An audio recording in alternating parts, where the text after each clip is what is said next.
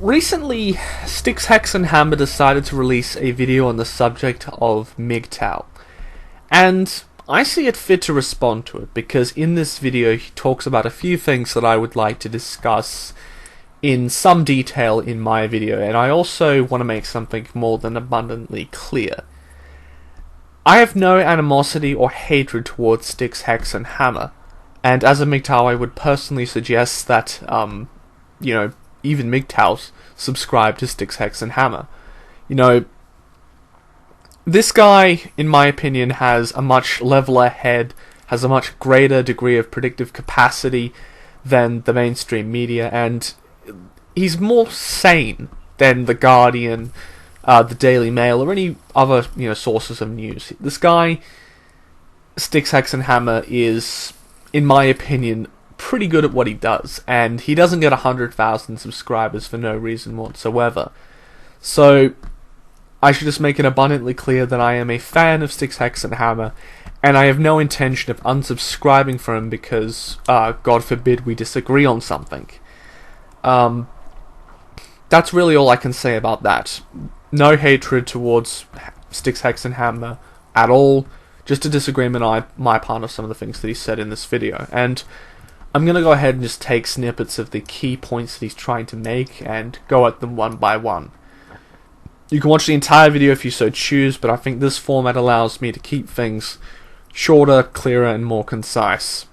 For the same reason that I reject third wave feminism, and what I've come to the conclusion of is this. There are people who call themselves MGTOW that are actually just rudimentary MRAs, and their primary concern is judicial in nature. They're like, well, I don't want to get screwed by the court system. Understandable. I can somewhat sympathize with you. It'd be the same as women that are worried about rape. So there are some third wavers would say, well, all men are rapists and they should all be castrated and stuff. We need to put tracking implants in all men to make sure they don't rape. And then there are people who simply have a legitimate concern. Well, yeah, I might get raped at some point. I'm concerned that the court system doesn't do enough about the fucking situation. Which, again, I can sympathize with.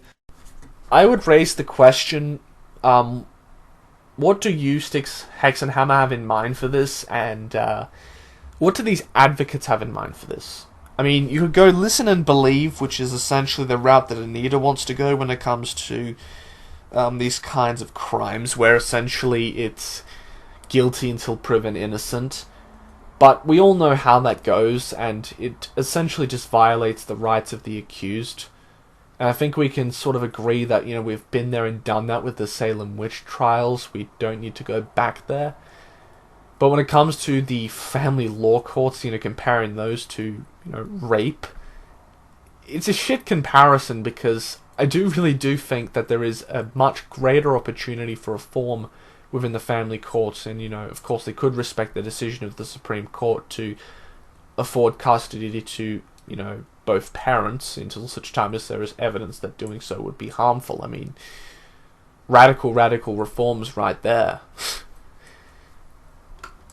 But hating women in general, or distrusting women in general without having specifically met a significant sum of women, to me seems like lunacy. It seems that a lot of people within these groups simply extrapolate a handful of bad relationships they've been in, or situations where they've seen a bunch of stories about some really whacked out third waver who does want to kill man, does love the fact that child support differentials exist within the judiciary or something, and they take that and they conflate it to mean, oh, well, most women must think the same way. Well, spoiler alert, but law tends to be a pretty good representation of the perspectives of the public. We can agree that theft is wrong, thus theft is wrong. We can agree that killing another individual for no reason, is wrong. Bashing someone in the head with a stainless steel bar and killing them, it's pretty terrible. And we can come to the conclusion that, as a society at large, that it's morally reprehensible, and the people who do it should be punished to the fullest extent that the law provides and allows for. Here's an example. The division of assets. Once upon a time, it existed as a punishment. A punishment for individual men who in the past committed an act against their wives which would have in the past been considered morally reprehensible. Say, for example, Bill decides to cheat on Rosie, and the two of them are married.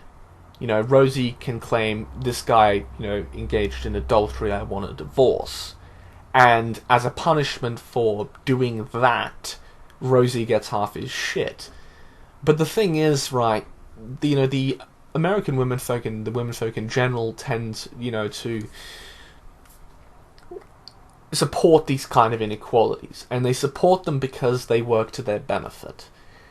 In the past, I believe it was the second wave of feminism, they were like, mer oppression, and decided, we're going to keep the free shit that we get from being housewives, but at the same time be able to abandon the responsibilities associated with it. So what they did is they said, pass no fault, pass no fault.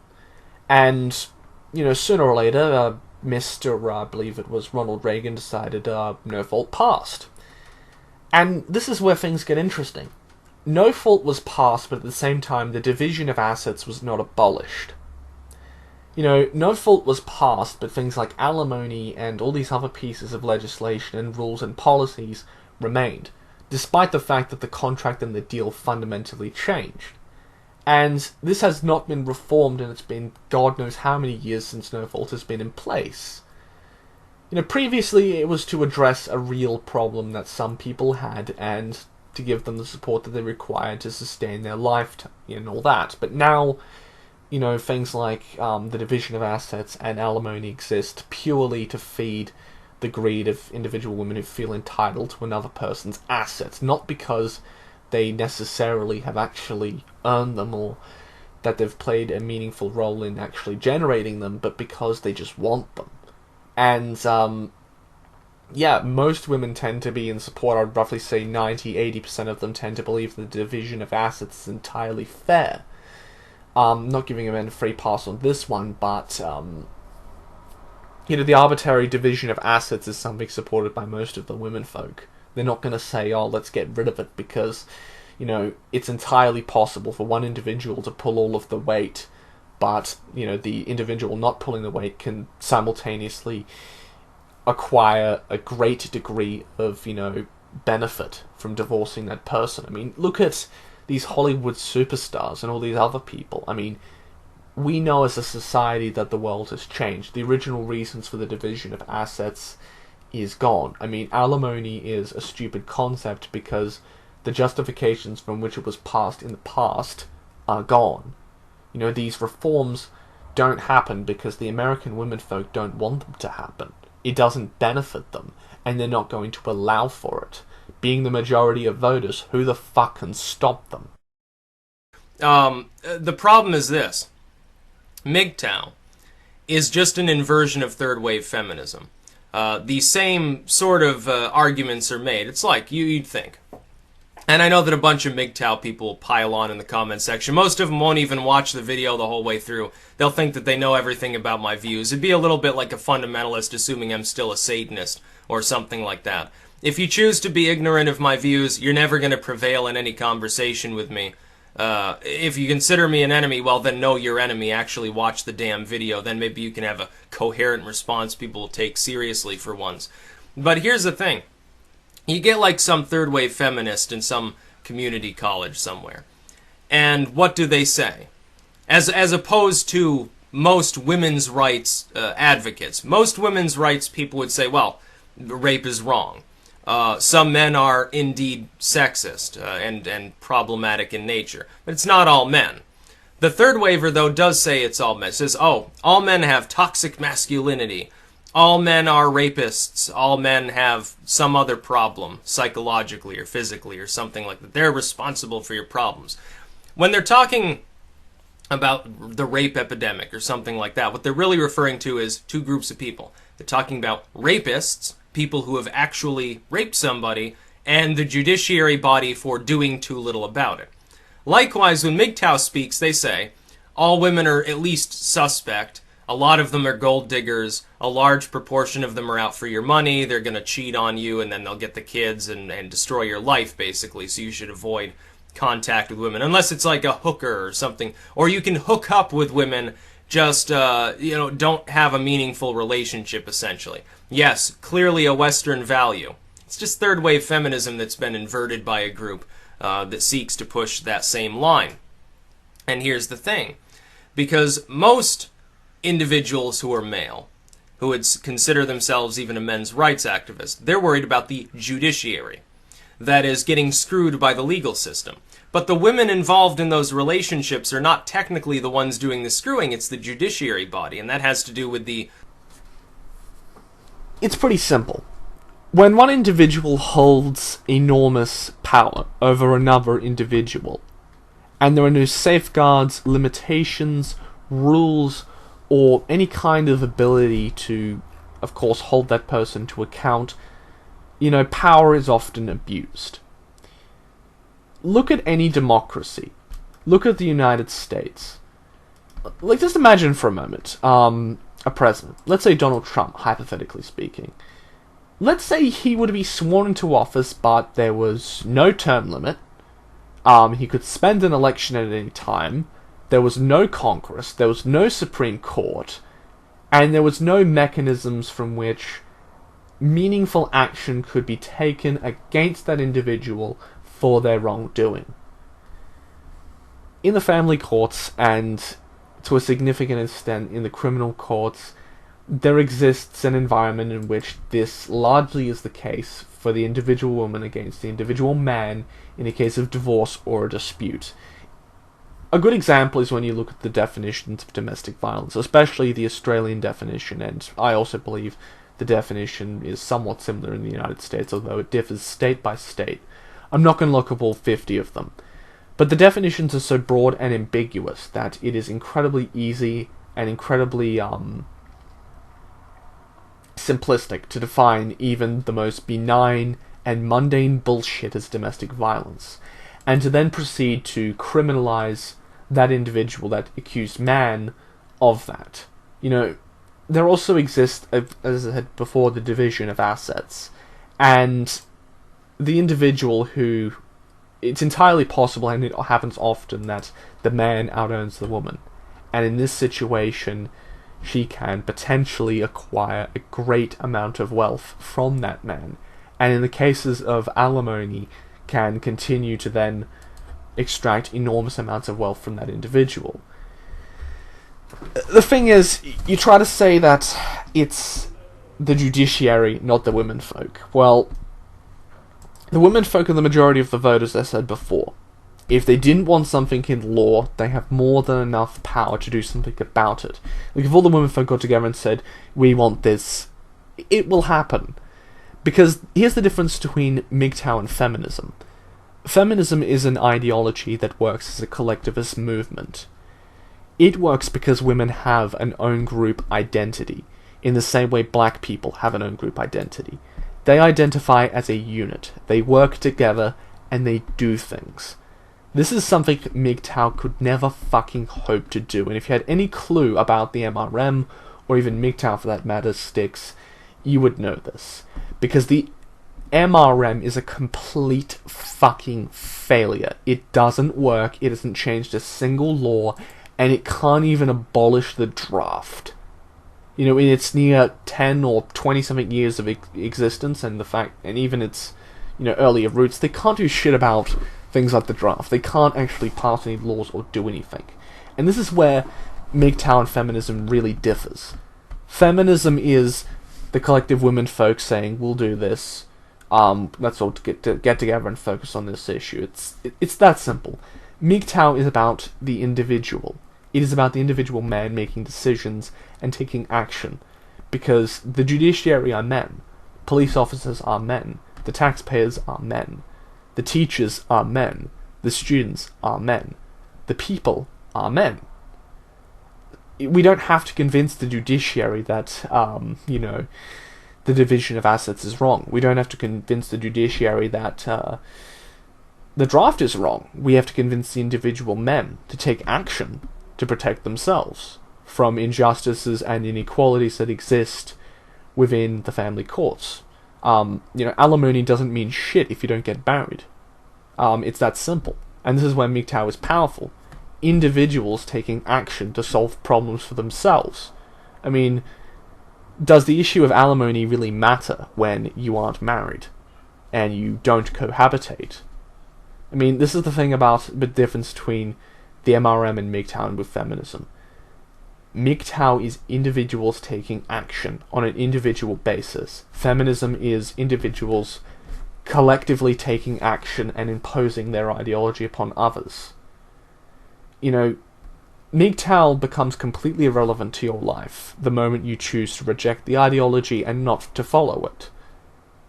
It requires your participation and your consent and your agreement with the ideology, or I should say the idea set that has been put forward. You know, if you don't like MGTOW, you can just go along your merry way and adopt whatever ideology or perspective you so choose. With modern-day feminism, its ideas are forced upon you. Its interpretations of things and its views are forced upon you. They are forced into law, and they are forced onto others. I mean, this is the fundamental difference between MGTOW and feminism. You know, the women folk have their own group identity. They can work together. Men simply do not have this same own group identity. And this is really where I think Styx Hexenhammer has made an enormous blunder. And I dare say it's the same for anyone who genuinely asserts that MGTOW is anything like third-wave feminism. If MGTOW had even a bit of third-wave feminism's blood in it, its power would be completely limitless, because we would be able to dominate the judiciary, we'd be able to dominate the government, and dominate the societal narrative. The feminist movement would be powerless to stop, you know, something like the MRM, if, for example, MGTOW were similar to, you know, feminism. I mean, it's nonsensical, because if you take a look at how the two movements behave, how they go about doing things, and their histories, you know, there's perhaps some ideas that may perhaps be in common, but that's really where it begins and ends. Feminism and MGTOW are two entirely indistinguishable things because men and women are inherently different. And MGTOW is designed around the rights, needs, and needs of men. Feminism is designed for the privileges of white, overprivileged womenfolk who complain about the most stupid and trivial shit. That's the crux of my argument. The two are just so fucking different. I mean, I've watched the MRM for years. I've seen what they have done. I've seen what MGTOW is. I've watched hours of Barbar's stuff, and I've really looked and thought about this particular issue. The two are just so fucking different. They operate differently. You know, I'm just going in circles. The two are not the same. They're not an inversion of each other. To seriously suggest that is just ridiculous. But people who, for no legitimate reason, simply say, without any real explanation of why they believe this, all men are, or all women are, non-argument. Doesn't make any sense to me. I still want some of these people to explain their views more fully. Instead, anytime I mention MGTOW, it's like if I mention third-wave feminism. Am I going to get a third-wave feminist to actually sit there and explain why they believe what they believe in, or are they simply going to say, oh, well, he's a white male, so he would never understand, he's got toxic masculinity. Screw him. I'm not going to bother explaining anything to him. Oh, probably the latter. 9 times out of 10, and I mean to make an effort. If they do and I continue to disagree with them, they'll say, oh, well, you're just a bigot, you're a rapist in training, or something like that. Likewise, if I spar with MGTOW, I say, well, why do you believe in what you believe? What personal anecdotes can you offer as to why you believe a significant proportion of women are potentially out to get you?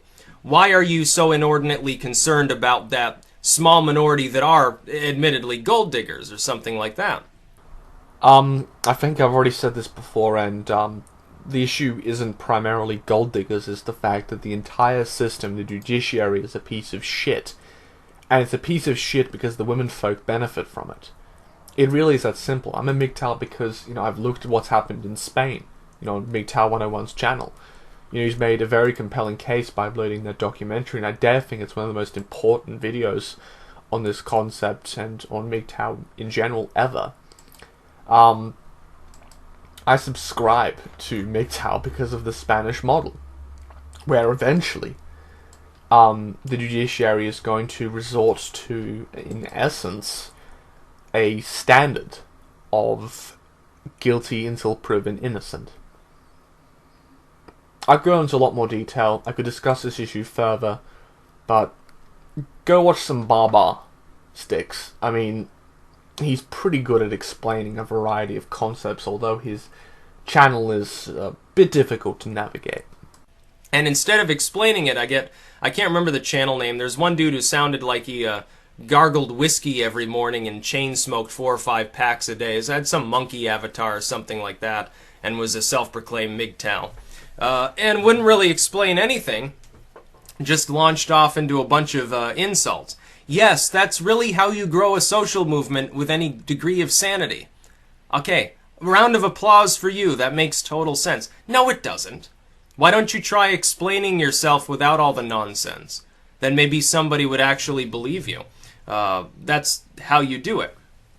But no, we can't have that because our social movement is objective and self-evident. See, social movements destroy themselves constantly by making that claim. Extraordinary claims require extraordinary evidence, and I do not know who claimed that MGTOW or feminism were objective and pure and whatnot. Citation needed, please give me some links, or perhaps talk about that in more detail. But I believe the individual you're talking about is Turd-Flinging Monkey. Personally, I'd like to see the two of you butt heads and have a debate, because I reckon that would be a positive experience for the two of you. But I think I've described my opinions on at least some of the issues, and I mean, as I said before, go watch some Styx, because it might be quite useful towards understanding of that which you decide to speak about. But there's not too much more I can say other than that. Thank you, ladies and gentlemen, for watching, and forgive this video for being a bit rambly at times, and perhaps even a little bit boring, but some points were made, and I saw it fit to make some points of my own. That's all. Goodbye.